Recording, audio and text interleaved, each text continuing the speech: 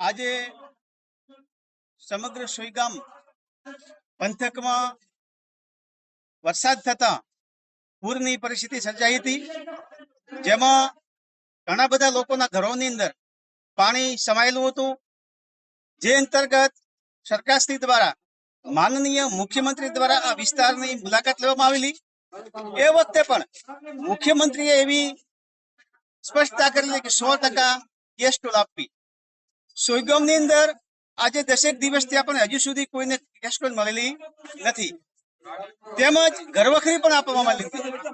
તેમજ જે લોકોના ઘરો પડેલા છે એમને પણ આ ટીમ દ્વારા કોઈ સર્વે કરેલ નથી, અને જે લોકોના મકાન નથી પડ્યા એવા લોકોના સહાય મંજૂર થયેલી છે.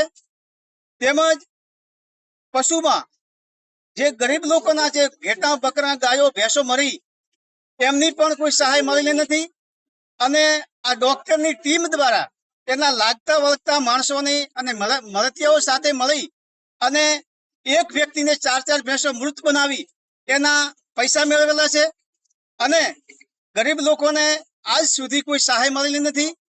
તેમજ આ ગરીબ લોકોએ એમના જે આધાર કાર્ડ, રેશન કાર્ડ કે પાસબુક એ જે તે વખતે ટીમને આપેલી, છતાં એમાંથી પણ બાકાત રાખી કોઈને ગેસ સ્ટોલ મળેલ નથી. અને સોઈગામના કદાચ 2200-2500 રેશન કાર્ડ હશે, જેમાં 917 લાભાર્થીઓને ફક્ત લાભ આપવામાં આવેલો છે. અને આ ઘોર અન્યાય છે.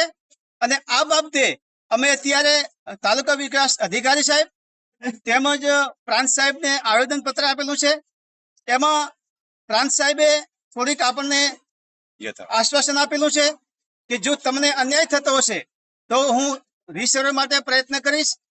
બીજું કે આપણે બધા એક થઈ, ધારો કે તંત્ર એક ન થાય તો હાઈકોર્ટમાં જઈને પણ લોકોને ન્યાય મળે એવું આપણે બધા સાથે મળીને કરશું.